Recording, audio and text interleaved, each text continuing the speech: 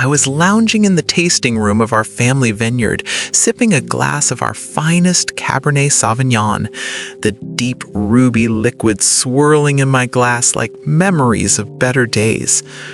The room was filled with the earthy scent of oak barrels and the faint hint of black currant from the wine, a blend Vincent had perfected over decades. My phone buzzed on the wooden counter, breaking the tranquility. It was my only son, Marcus. His voice came through the line, clipped and almost dismissive, as if he were ticking off a to-do list. Mom, I'm heading to LA for good. Sold the vineyard house and your old convertible. Needed the cash for my brand lunch. Thanks. Bye. And just like that, he hung up. 40 years of pouring my heart into that land, sacrificing everything for him. Sleepless nights during harvest, scrimping on luxuries to send him to college, and he tossed me aside like an empty bottle discarded after a tasting. But I took a deep breath, the air thick with fermentation, and smiled. Because there was something my dear son didn't know, a secret that would change the vintage of our lives forever. That morning, the sky was a canvas of pink and orange, the fog lifting off the valley floor like a veil. He'd handed me a cluster of ripe Merlot, the berries bursting with juice, kissed my weathered cheek with lips still cool from the night air, and whispered, "Another perfect vintage, my love." Those were his last words, words that replayed in my mind during sleepless nights, a haunting melody amid the silence of our empty home. Since Vincent's death, Marcus had been more present in my life, or so I believed. He came to visit twice a week, his SUV kicking up dust on the gravel drive. He helped with the funeral arrangements, choosing the casket with a practicality that bordered on coldness, and accompanied me to the farmer's market in Yountville, where we'd buy fresh artichokes and cheese for our simple suppers. "Mom, you gotta take better care of yourself now that Dad's gone," he'd say, with that grin I thought was born of love, his teeth white against his tan skin from weekends at the beach. But now I understood it was a smile of convenience, a mask hiding his calculations, like a winemaker blending grapes to hide flaws in the harvest. The vineyard house had been our sanctuary for decades, a place where memories fermented into something rich and endearing. Vincent and I bought it when Marcus was 10, pooling every penny from our small wine operation and side jobs. Vincent driving trucks for local deliveries, me waitressing at a roadside diner. It was a modest craftsman-style home with a wraparound porch overlooking the vines, painted a soft cream that glowed in the sunset. Every summer, we'd gather there, building memories like layers in a barrel-aged wine. Family barbecues with ribs slathered in Vincent's secret sauce. Birthdays where Marcus blew out candles on cakes I baked with grapes from our own harvest.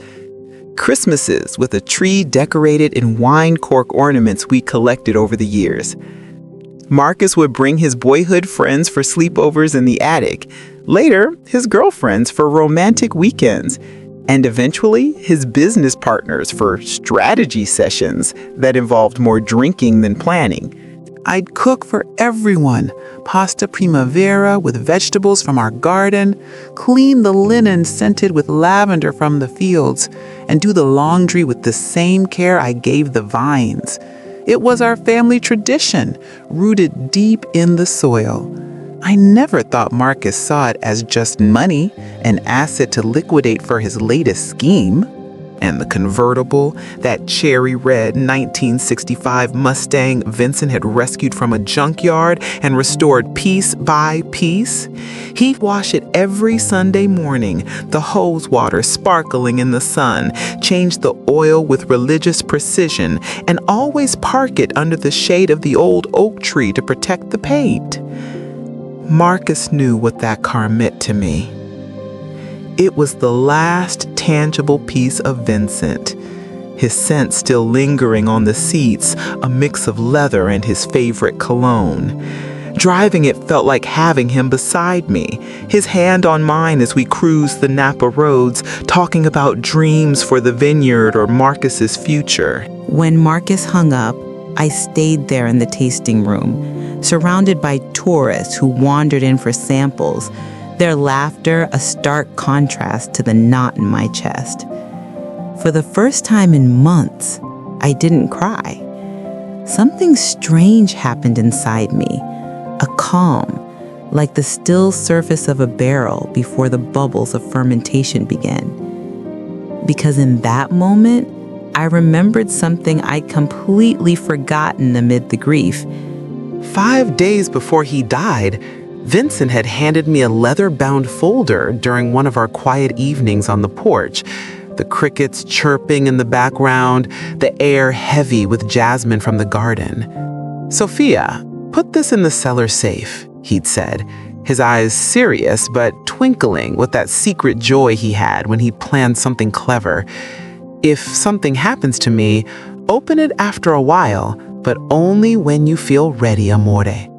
I tucked it away without much thought, my mind on the upcoming harvest and the new pruning techniques we were trying. After the funeral, with the grief crashing over me like a rogue wave, and the endless arrangements, insurance papers, vineyard operations, condolence cards, I simply forgot. But there it was, waiting in the cool darkness of the cellar, like a vintage wine ready to be uncorked. A group of visitors entered for a tasting, and I forced a smile, pouring flights of our reds and whites, sharing stories of our family-run operation. "This Cabernet has notes of black cherry and vanilla, aged in French oak for 18 months, I'd say, my voice steady despite the storm inside. The doctor had suggested I see a specialist for my blood pressure, but that could wait. My mind was elsewhere, on the folder, on Marcus's cold voice, on how his girlfriend, Lila, was probably behind it all. She had never liked me, always seeing me as an old-fashioned nuisance, her manicured nails tapping impatiently during visits, her eyes scanning our rustic home with thinly veiled disdain. "Sophia, this place has so much potential," she'd say, meaning she'd turn it into condos for tech millionaires. I finished the tour and walked slowly to the bus stop, the same route Vincent and I had taken hundreds of times.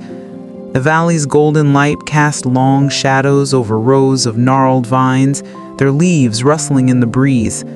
I no longer had a car, according to Marcus, but as I waited, I couldn't help but smile. There was something poetic about this betrayal.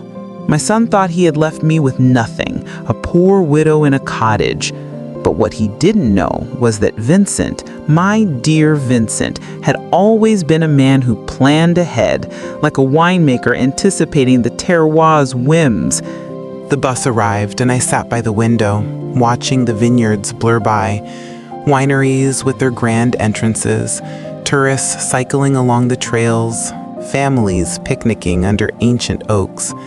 Everyone had their own tragedies, their own secrets. I had mine too, and I was about to uncork them. When I got home to the cottage, a small stone building Vincent had built as our first home before the main house, I went straight to the cellar.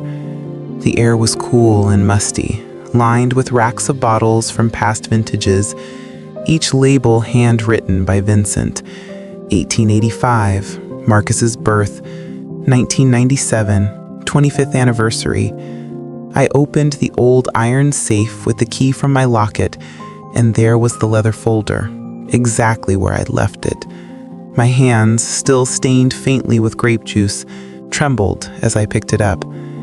Vincent had written my name on the front in his neat cursive, Sophia, my eternal vintage. I sat on the old rocking chair in the living room, the one we'd shared for so many years, and took a deep breath. It was starting to get dark outside, the house filling with familiar shadows that no longer scared me. I opened the folder slowly, as if uncorking a rare bottle. What I found inside took my breath away. There were legal documents, deeds, stock certificates, bank statements, and a handwritten letter from Vincent.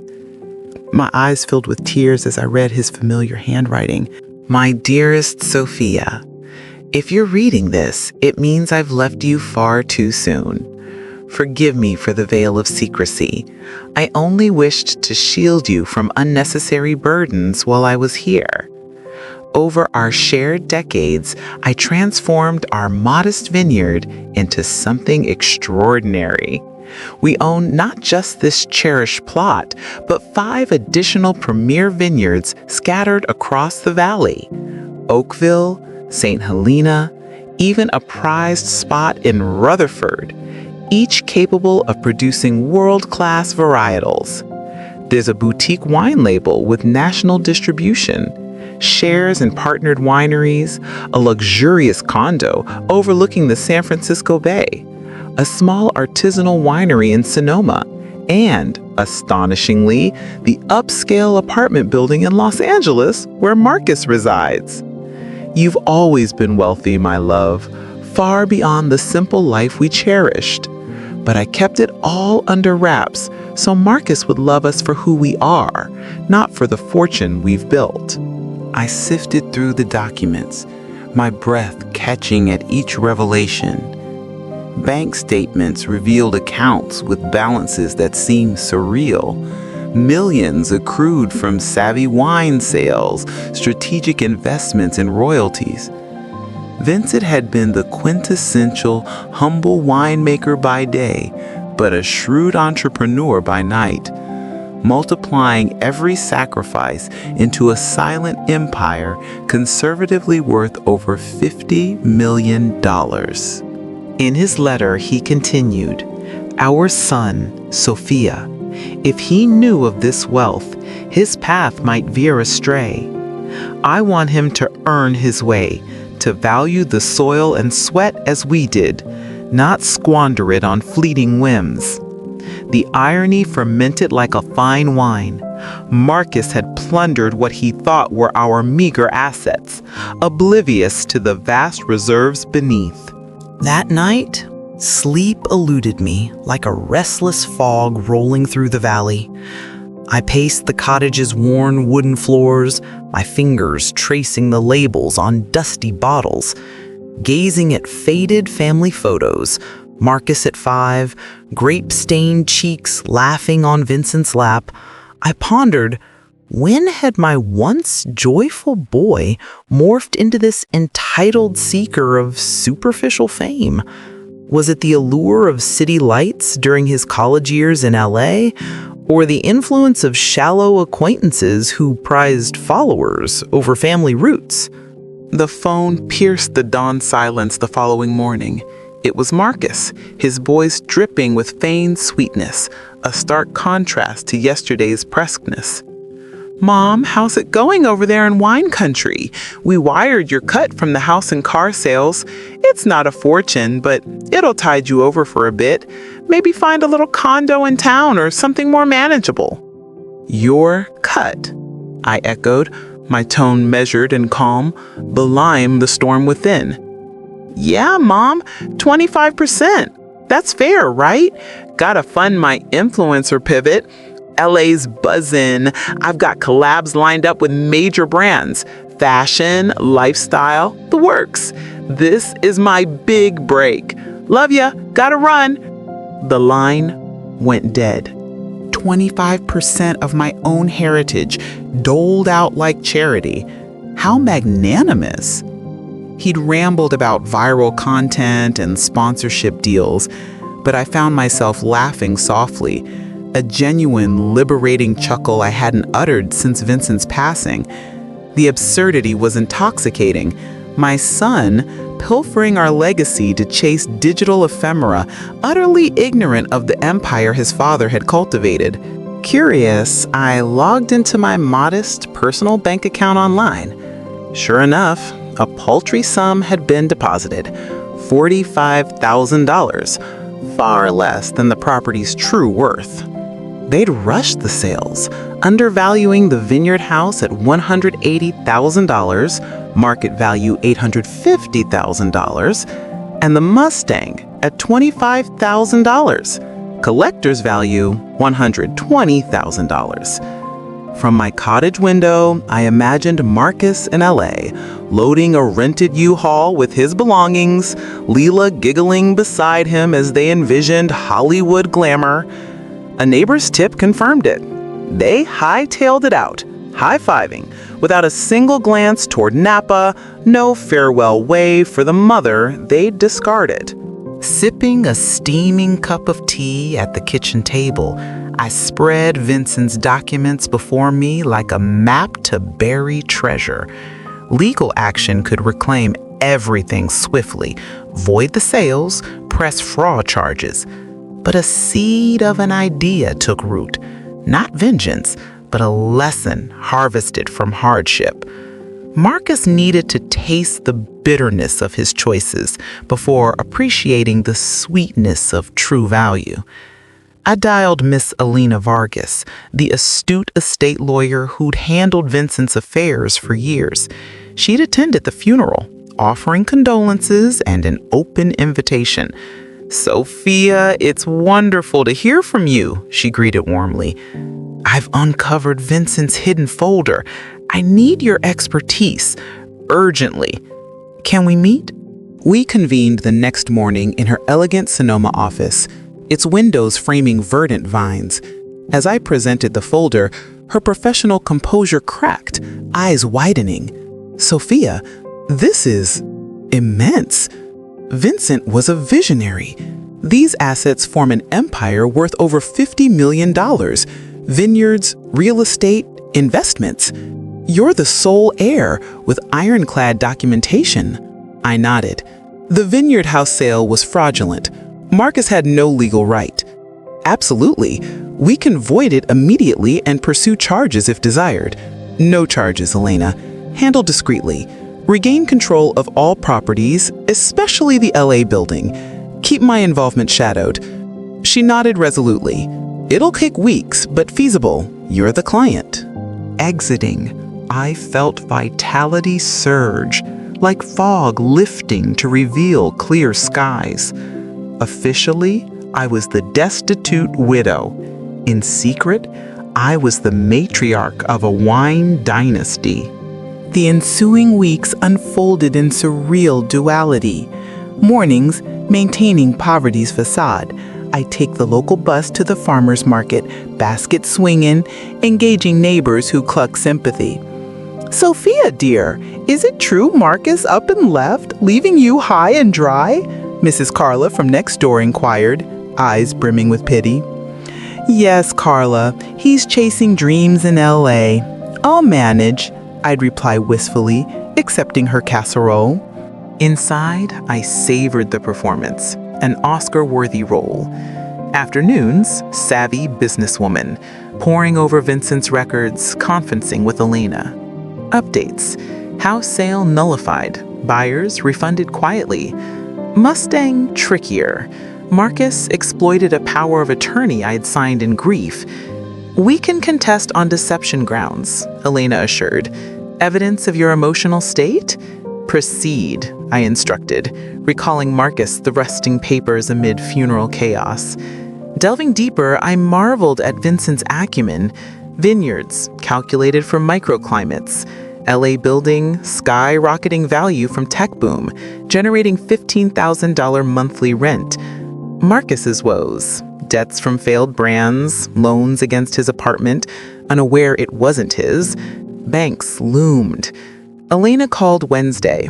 "House is yours. Building control complete." Superb. Mustang? Progressing, coercion-proof mounting. 3 weeks in LA, no peep from Marcus. To him, I'd vanished. But change brewed. Impulsively, I bussed to the reclaimed house. It stood unchanged. Cream-painted, ocean view porch, potted geraniums. Lingering across the street, memories flooded. Young Marcus scampering vines, Vincent grilling salmon, me tending herbs. Neighbor approached. "You all right, ma'am?" Just reminiscing. Knew the owners. Sad tale. They said the old lady was ill. Quick sale. Invalid. Returned it.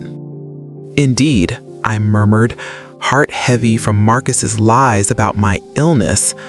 To him, I was a prop. Evening. Retrieve Mustang. Prove deception. Whatever it takes. Routine solidified.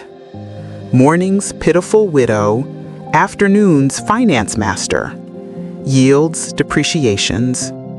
Marcus's building appreciated 20%. Leela's debts mounted. Forged docs. Friday. All secured. Mustang returned. Buyer sympathetic. Outstanding. Eviction notice for Marcus. Homecoming imminent. Whispers confirmed. LA imploded. Scandalous posts alienated sponsors. Debts snowballed. Leela fled Vegas fiasco. Aurora rushed over. Sophia, Marcus in bank trouble. Loans against his apartment, not his. Fraud probe. Fascinating. Worse, Leela's business ruse to flee creditors. Perfect. Afternoon. Marcus landed alone at LAX, wrecked. Notice en route. Anticipation mixed with nerves. Revelation neared. Marcus arrived Tuesday, gaunt. One suitcase, tear-streaked. Dorman needed emergency key. Lila had his. Wednesday, notice delivered. Thursday, 8 a.m., frantic call. Mom, eviction from Vincent Estates? Error. Never heard it. Help. Lila ditched. Brand tanked. 150K debts. Jobless. Homeless. Come home, son. He arrived disheveled. Luxury attire wrinkled. Mom, rasping, hugging tentatively. Coffee? Kitchen confessional. Sorry for bolting. LA nightmare. Scandals. Debts. Lila forged loans. Sad. Apartment? 30 days out. Crash here? Always. Unsuspecting, he settled. Found Vincent's second envelope. Safe deposit key for crises. 300K vintage wines. Mom, sell? Clear debts? Consider wisely. Sold most, repaid priorities. Toiled menial jobs. Vineyard picking, grueling. Mom, picker interviews. Low wage, but start. Matured through hardship. Bonding workers, migrant tales. Elena uncovered Leela's fraud. I cleared covertly. Weeks passed. Marcus's change evident. Dawn wake-ups for chores, hands blistering. Mom never realized work per bottle. Evening nursing callus. Vincent's lesson, best wines from hardest harvests. Simple meals, pasta, garden tomatoes. Marcus opened. LA superficiality, viral pressure, hollow likes, smoke and mirrors, Mom. Fame widened Dad's void. Pruning, found photo album, kid Marcus grape juiced, took for granted. Roots need tending. Elena, debts absolved, held off reveal, volunteered food banks, purpose in giving. Subplot, befriended migrant Juan, helped housing with earnings. Dad would've. Winter prep, pruning, plantings, enrolled enology online, enthusiasm infectious, honor Dad's legacy, sustainable expand, revelation aftermath, closer bonds, vineyard house visit, reminiscing, fool to sell, forgiven, new memories. Non-profit, vines for tomorrow, training underrepresented winemakers. Marcus led workshops, LA charisma to education. Months later, Leela's prison letter, regrets, burned it. Past, future here. Porch rituals, wine, stargazing, toasting Vincent. Proud. He is, thanks to you. Subplots swelled. Marcus's romance with sommelier Isabella, community events, drought testing resilience, thoughtful empire expansion, environmental donations, justice, renewal, vintage improved by trial. But let's go deeper into those transformative weeks. Marcus's first picking shift, backbreaking, moonlit rows, blisters bled, he collapsed home sobbing. How'd Dad do this daily? Love for land, I said, bandaging. Next day persisted. Met Juan, 40s, wife left, 3 kids. Picking saved us, dignity and dirt. Marcus shared lunch, stories flowed. By week 2, Marcus organized shifts, shared water. Feels right. Job interviews failed, legal flags, but pickers hired him full-time. $12 an hour, but pride swelled. Home? Cooked Italian feasts, Nana's recipes. Miss this, Mom. Evenings, analogy videos till midnight. Isabella, 32, vineyard tour guide, caught his eye at market. Smart, grounded, not Leela. First date, picnic under oaks. She gets soil's soul. Drought hit, vines stressed. Marcus rallied workers, drip irrigation tweaks, learned resilience. Foundation launch, 20 scholarships. Media buzz, prodigal son saves valley. Leela subplot climax, arrested LA fraud ring, Marcus testify remotely exonerated. Closure, not revenge. 6 months, foundation thrived, Marcus masters analogy. Porch toast to trials yielding finest vintages. Friday, Miss Vargas's office. Marcus, nervous. Can't afford fees. Let's hear her. Thick folder. Lila forged signatures. Fraud evidence. Not responsible. How? Who paid? My moment.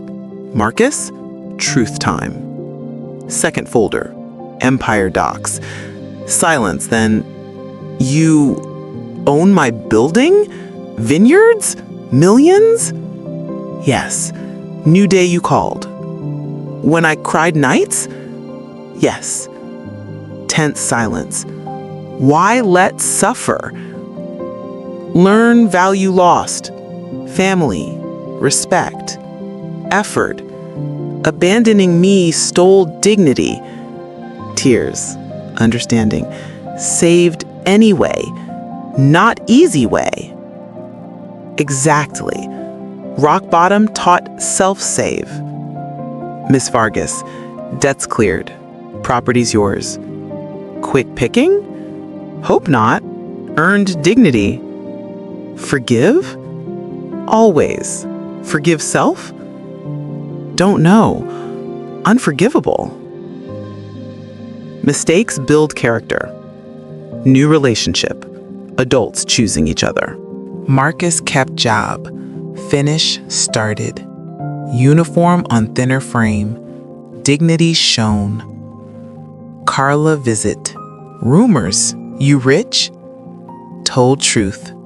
Brilliant. Terrible. Perfect. Agreed. Lesson sunk. Helped coworker son's bills with his savings. Mr. Ramirez. Difference. Truly rich. Decision. Stay as partners. Pay share. Respect-based. Enology masters. Self-funded. Earn every step. Foundation boomed. Shelter in vineyard house for abandoned families. Shared sanctuaries. Lila deported. Marcus indifferent. Favor. Sparked growth. Sunday vineyard house. Ritual reconnection. Touched porch Vincent built. Reduced memories to cash. Forgiven. Proposal. Workers' shelter. Dad's generosity lives. Agreed. Night. Did it, Vincent? Felt answer. Knew you would. 1 year later. Foundation. 100 families helped. Marcus graduated top. Led expansions. Isabella engaged. Simple ring, vineyard proposal. Porch dinner. Leela's letter ignored. True love teaches needed lessons. Stars. Vincent watching. Justice. Transformation. Did you like my story? Which city are you listening from? Comment below. If you enjoyed, Super Thanks supports more tales. Subscribe. 2 new stories on screen. See you next with love and respect.